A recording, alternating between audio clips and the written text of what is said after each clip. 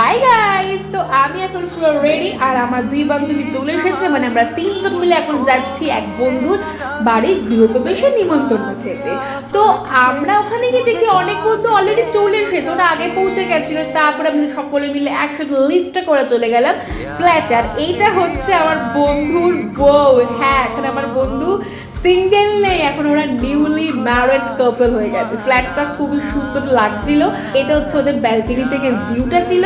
আমরা তিন বান্ধবী যে গিফটটা কিনেছি সেটা ওদের দুজনকে দিলাম। আর সত্যি আমার খুব ভালো লেগেছে ফ্ল্যাটটা। আমরা কয়েকটা ছবি তোলার ইচ্ছা ছিল কিন্তু আমরা তুলিনি। আমরা চলে গেছি ছাদে, ওখানে খাওয়া দাওয়ার আয়োজন করা হয়েছে। প্রথমে গিয়ে আমরা পকোড়া খেলাম, আর কফি তো আমি খাইনি, ওরা খাচ্ছিল।